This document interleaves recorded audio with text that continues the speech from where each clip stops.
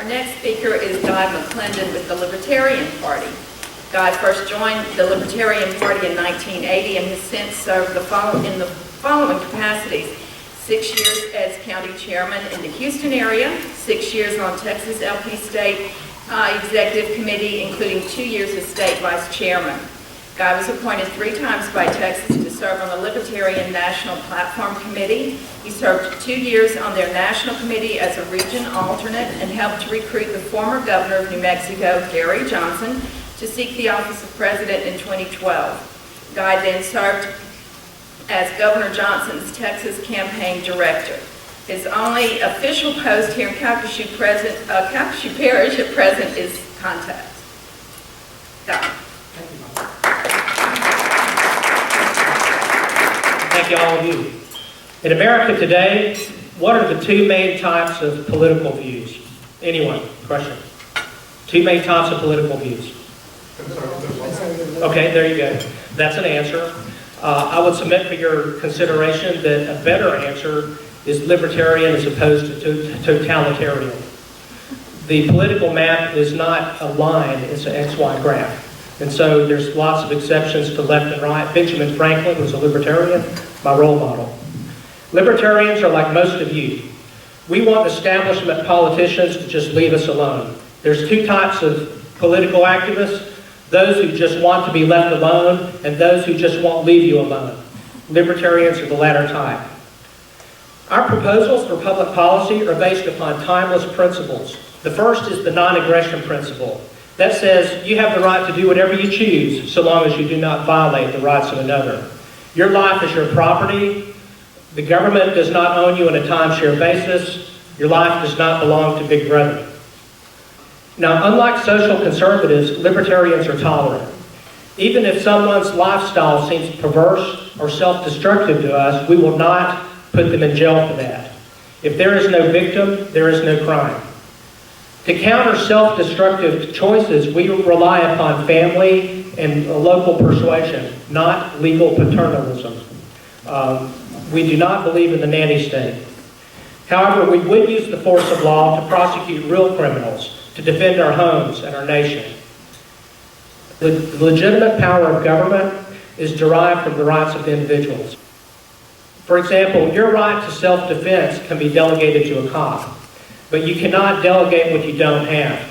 For instance, you cannot steal and murder. You as a citizen are not empowered to steal and murder, so legitimate government cannot be granted the power to steal and murder.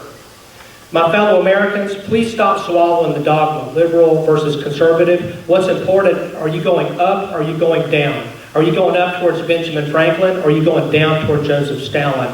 This left-right paradigm is a race to the bottom. Let's not go there. As a nation, we're caught up in this bipolar trap. We forget that public policy should be based upon principles and ethics. Now, before we discuss policy, let me clarify some terms, 3 terms. First, the word liberty.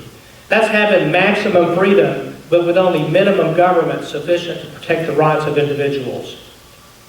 Next, consider what the word right means.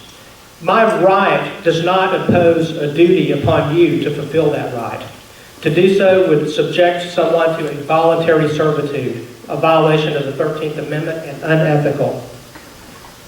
Finally, here's a fuzzy term that I use a lot, the word establishment.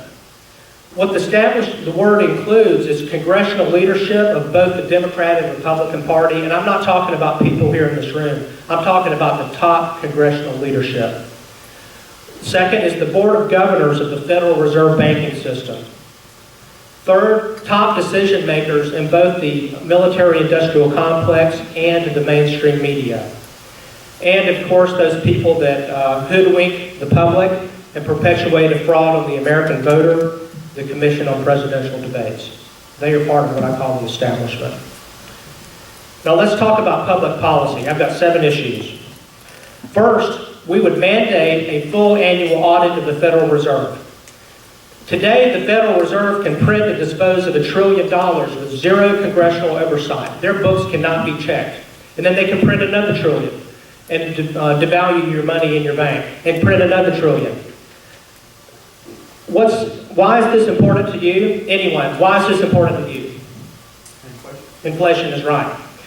If the Fed created 20% inflation for 5 years in a row, the purchasing power of your dollar in the bank drops to 33 cents. We consider that legalized theft. We support free market banking as a solution and would allow competition from commodity-backed currencies. Once again, the US dollar should be as good as gold. Second, foreign policy, and this really sets us apart. The United States has less than 5% of the world's population, but our citizens pay 41% of the world's cost for military spending. Think about it. We're 5% of the world and we pay 41%, $710 billion each year. Per person, we pay over 9 times the world's average. And so I want you to consider how much is enough? How much is enough? If we were to pay the world average, which I consider our fair share, the cost would drop to only $70 billion each year. Even if we paid 3 times our fair share, every year we could have an annual budget cut of $500 billion every year, and they're making this circus about $85 billion in sequestration. We'll get to that. 1 year, $500 billion, and that's paying 3 times our fair share. We are not paying for national defense. The Libertarian parties for Second Amendment and so forth, we are strong on national defense, but what the United States taxpayer is paying for is global domination. Ended. We, the people, are the losers, but at least our sacrifice does make the establishment filthy rich. So we have that to console ourselves. Third, we would end all federally sponsored foreign aid. Stop taking money from poor people in rich countries and giving it to rich people in poor countries. Americans are charitable, so let's let each person decide when to donate their own money. Fourth, reform the criminal justice system. Here's a question. What nation is the land of the free? America or communist China? America? Okay. Consider this. America has more people in jail than communist China. For every 7 prisoners in the Chinese prison, we've got 10. We've got 30% more prisoners. However, they have 4 times our population. Is that the land of the free? Let's make America again the land of the free by doing this. There are 218,000 people in federal prison. Half of them were convicted for drugs and prostitution. Now, we don't condone self-destructive and gross practices, but it's not a crime. For nonviolent offenders, those people are really not criminals. By their action, there was no victim. Free them all tomorrow and save $3 billion annually in direct cost of incarceration. Eliminate the Drug Enforcement Administration and save another $2 billion annually in salary costs. Legalize marijuana and tax it like wine. Treat a drug abuse for what it is, a health issue that should be handled at the local level, preferably by the individual or their families. I have read once where if we were to end the federal war on drugs, we could save $75 billion every year. Now, that's an unchecked number, but I've read it on the internet, so it's got to be true.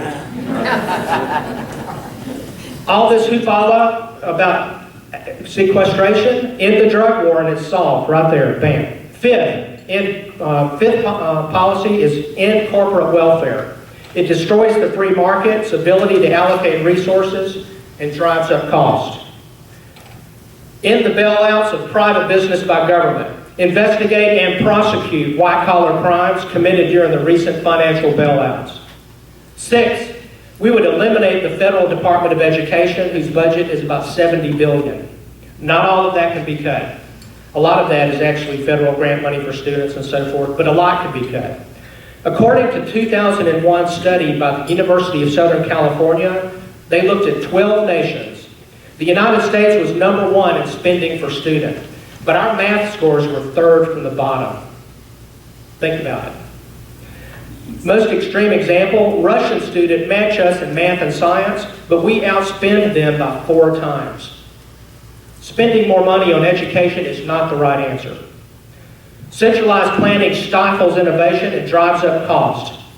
End federal interference in education and empower 50 state laboratories of innovation. But even worse, the establishment control over education gives politicians a tool for manipulating public opinion, starting with little children in school. Let's take that power away from them. Finally, recall all the fuss about sequestration. They need $85 billion in spending cuts. Well, here's my prediction. The establishment will target budget reductions to maximize public pain, deliberately. They will threaten our retirees and college students and propose to delay our airline flights and close national parks, needlessly. Their goal is to manipulate public opinion, and they're masters at it.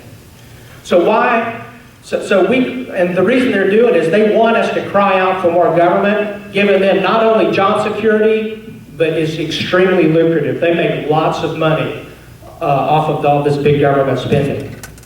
Now, ask yourself, why should you support libertarians? Now, our candidates are usually not the polished, spit and polish, slick people that you associate with politicians. We're just regular, ordinary working people, salt of the earth. Why should you support us? Our candidates offer freedom, not tyranny. Our reductions would be based upon ethical principles, not what's in it for us. In the wake of the Ron Paul revolution, we are making electoral progress. In Louisiana, our party registration has grown 50% in the last year, and we have hired a full-time state executive director named Wendy Adams. In Calcasieu Parish, we plan to soon form an executive committee. Please stop supporting the establishment. Support us with your time and money so that the bells of freedom will ring in America once again. Thank you very much.